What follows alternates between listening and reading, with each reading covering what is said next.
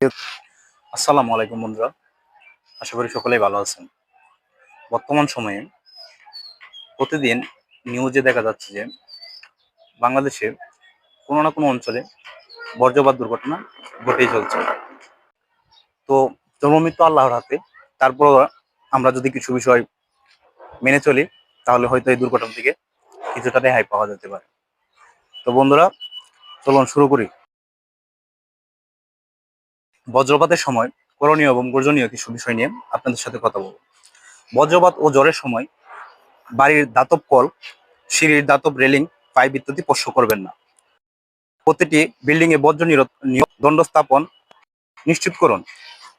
খোলামেলা স্থানে অনেকে একত্রে থাকাকালীন বজ্রপাত শুরু হলে প্রত্যেকে 50 থেকে 100 মিটার দূরে সরে যান। যে কোনো বাড়িতে যদি পর্যাপ্ত নিরাপত্তা ব্যবস্থা না থাকে তাহলে সবাই এক কক্ষে না থেকে আলাদা আলাদা কক্ষে যান। খোলা জায়গায় কোনো বড় গাছের নিচে আশ্রয় নেবেন না। গাছ থেকে 4 মিটার দূরে থাকতে হবে। চেরা বৈদ্যুতিক তার থেকে দূরে থাকতে হবে। বৈদ্যুতিক তারের নিচে থেকে নিরাপদ দূরত্ব থাকতে হবে। ক্ষয়ক্ষতি কমানোর জন্য বৈদ্যুতিক যন্ত্রপাতির প্লাগগুলো লাইন থেকে ছিন্ন করে রাখুন। বজ্রপাতে আহতদের বৈদ্যুতিক শকের মতোই করে চিকিৎসা প্রদান করুন। এপ্রিল থেকে জুন মাস পর্যন্ত বজ্রপাতের বেশি হয়। এ সময় আকাশে মেঘ দেখা দিলে ঘরে ঘরে অবস্থান করুন। যত দ্রুত সম্ভব দালান বা কংক্রিটের ছাউনির নিচে আশ্রয় নিন। বজ্রপাতের সময় বাড়িতে থাকলে জানালার কাছে বা বারান্দায় থাকবেন না। ঘরের ভিতরে বৈদ্যুতিক সরঞ্জাম থেকে দূরে থাকুন। ঘন কালো মেঘ দেখা দিলে অতি জরুরি প্রয়োজনে রাবারের জুতা পরে বাইরে বের হতে পারেন।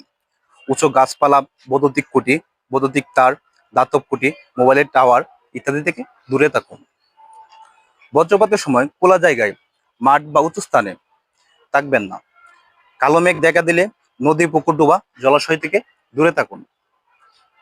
বজ্রপাতের সময় শিশুদের খোলা মাঠে খেলাধুলা থেকে বিরত রাখুন এবং আপনারা নিজেরাও বিরত থাকুন। বজ্রপাতের সময় গাড়ির মধ্যে অবস্থান করলে গাড়ির দাতব অংশে শরীরের সংযোগ ঘটাবেন না। সম্ভব হলে গাড়িটিকে নিয়ে কোনো কংক্রিটের ছাউনি নিতে আশ্রয় নিন। ভিডিওটি জনস্বার্থে প্রচার করুন, বেশি বেশি করে শেয়ার করুন। ধন্যবাদ সবাইকে। আসসালামু আলাইকুম।